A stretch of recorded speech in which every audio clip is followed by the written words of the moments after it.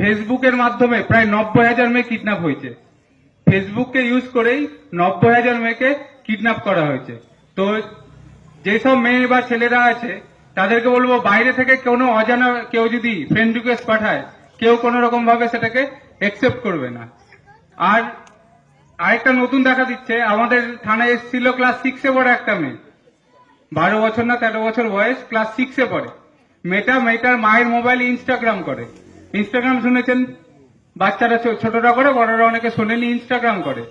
মেয়েটাকে একটা অ্যাকাউন্ট থেকে ফ্রেন্ড রিকোয়েস্ট এসছে, নাম বান্ধবীর নাম করে একটা রিকোয়েস্ট এসছে, বন্ধু এসছে।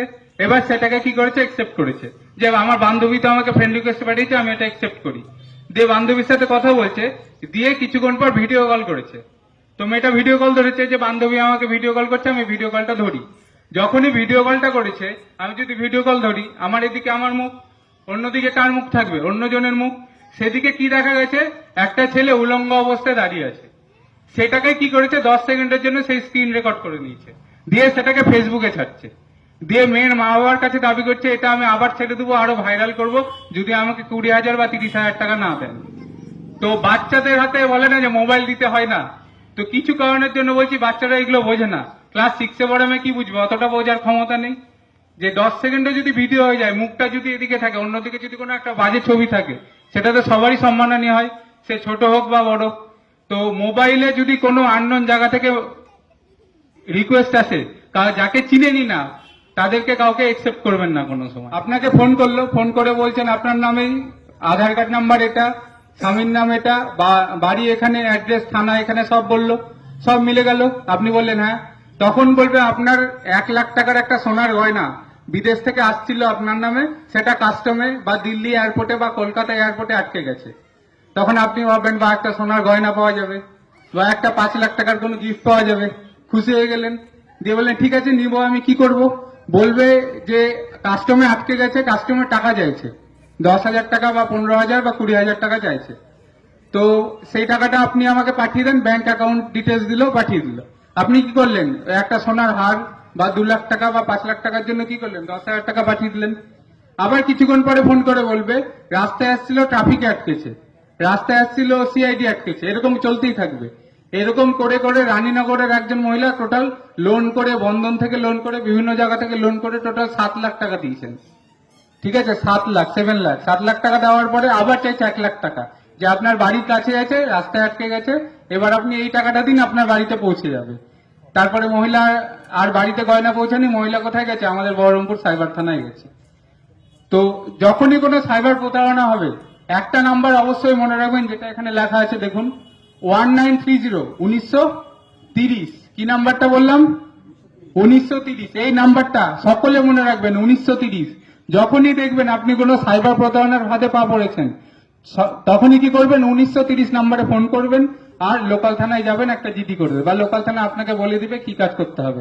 কারণ এখান থেকে বহরমপুর সাইবার ক্রাইম থানা অনেকটা দূর, 1.5 ঘন্টা 2 ঘন্টা লেগে যায়। তো যে তার আগে যদি কমপ্লেনটা করে নেন, যদি আপনার সাইবার ফ্রড হয়, 1,000 টাকা, 2,000 টাকা, 50,000 বা 1 লাখ টাকা চলে গেছে, আপনি সঙ্গে সঙ্গে কি করবেন, 1930-এ ফোন করবেন না, লোকাল থানায় যোগাযোগ করবেন।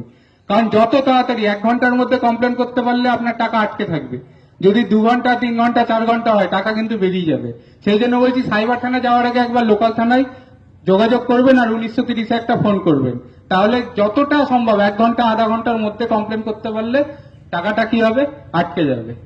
আরেকটা নতুন টপিক এখন খুব চলছে, গোটা ইন্ডিয়া জুড়ে চলছে, ফোনে কথা বলতে গেলেও দেখবেন ফোনে কিছুক্ষণ ধরে বলছে, সেটা কি ডিজিটাল অ্যারেস্ট। নাম শুনেছেন? এবার ডিজিটাল অ্যারেস্ট এটা মেনলি হচ্ছে কোথায়, মেন টাউনে যেখানে ওই কোটিপতি, প্রচুর পয়সাওয়ালা বিজনেসম্যান বড় বড় হচ্ছে, তাদেরকে এটা হচ্ছে। আমারই নিজেরই একটা কেস আছে বহরমপুর সাইবার থানায়। একজন স্কুল টিচার রিটায়ার্ড হয়েছে জাস্ট, ওনাকে ফোন করেছে, ফোন করে বলছে আপনার আধার নাম্বার এটা, আপনার ফোন নাম্বার এটা, আপনার 15টা ব্যাংক অ্যাকাউন্ট আছে। বলেছে হ্যাঁ, ওই ব্যক্তির 15টা ব্যাংক অ্যাকাউন্ট আছে। উনি আমাকে লিস্ট এনে দেখাচ্ছেন যে ওনার 15টা ব্যাংক অ্যাকাউন্ট। আমি লোককে জিজ্ঞেস করছি এত ব্যাংক অ্যাকাউন্ট কি কারণে। এবার ফোন করে বলছেন আমি দিল্লি সাইবার ক্রাইম থেকে বলছি, আপনার যে 15টা অ্যাকাউন্ট আছে এগুলোতে সব ব্ল্যাক মানি আছে। 15টা অ্যাকাউন্টে প্রায় 1.5 কোটি টাকা ছিল ওই লোকের।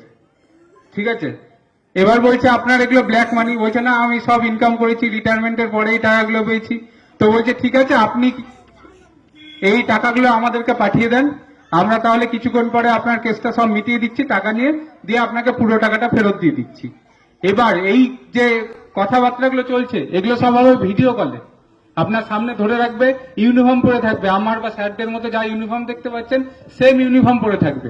পুলিশ কখনো আপনাদেরকে কাউকে ভিডিও কল করেছে থানা থেকে যে আপনি একটু থানায় দেখা করে যান, বা আপনাকে এটা অ্যারেস্ট ওয়ারেন্ট পাঠানো হচ্ছে, কোনো সময় ভিডিও কল করেছে? কোনোদিনও করেনি। কারো এসছে কি এখানে ভিডিও কল থানা থেকে? কোনোদিনও আসেনি। তাহলে দিল্লির সাইবার থানা বা কলকাতার সাইবার থানা বা অন্য কোনো ডিপার্টমেন্টের টাইম থাকবে না আপনাকে ফোন করার ভিডিও কল করে। কিন্তু এই ক্ষেত্রে কি করবে, আপনাদেরকে ভিডিও কল করবে। ভিডিও কলে আপনাকে সবসময় রাখবে, ভিডিও কল কাটতে দিবে না। ওই যে কথা বললাম স্কুল মাস্টার মশাই রিটায়ার্ড আর তার ওয়াইফ দুজনকে প্রায় 4 দিন ধরে ভিডিও কলের মাধ্যমে অ্যারেস্ট ছিল। তারা যখন ঘুমাতেও গেছিল ওদের সামনে মোবাইলটা চার্জে দিয়ে দাঁড় করানো ছিল যে ওরা ঘুমাচ্ছে সেটাও দেখবেন। ওই মহিলাও সরকারি একজন কর্মচারী, মহিলা যখন অফিসে গেছিল ব্যাগের মধ্যে পার্সের ভিতরে মোবাইল সেটা চলছিল, মোবাইল কোনো সময় কাটতে দিত না তাদেরকে। দিয়ে এইভাবে অ্যারেস্ট করার 4 দিনের মাথায় প্রথমে 24 লাখ, তারপর 44 লাখ, তারপরে 26 লাখ টাকা দিয়েছে। টোটাল 90 লাখ টাকা দেওয়ার পরেও ভিডিও কলে কথা বলছে। দিয়ে সেই মুহূর্তে আমাদের সাইবার থানায় দৌড়ে এসছে, দিয়ে আমাকে বলছে স্যার এই যে পুলিশ থেকে থানা থেকে ফোন করছে। আমি দেখছি হ্যাঁ ইউনিফর্ম পরে একজন আছে, সঙ্গে সঙ্গে সেটা কেটে দিয়েছি, তারপরে সেটা কেস হয়েছে। এবার যে আমরা যে 1930-এ ফোন করেছি, কিন্তু তিনি 2 দিন পরে এসছে, টোটাল 90 লাখ টাকা দেওয়া কমপ্লিট, তার 2 দিন পরে আমাদের কাছে এসছে, আমাদের কাছে আর কিছু করার নেই। এবার সেটা কেস তদন্ত চলছে, তারপর সেটা টাইমের সাথে কি হবে সেটা দেখা যাবে। তো এই গ্রামের দিকে এটা কম হয়, এটা মেনলি বড় বড় শহরে। দিল্লিতে সবচেয়ে বড় হলো, দিল্লিতে একজন 1.5 কোটি টাকা দিয়েছে, ডিজিটাল অ্যারেস্টের শিকার হয়ে 1.5 কোটি টাকা দিয়েছে। এটা গ্রামের দিকে কম, শহরের দিকে বেশি।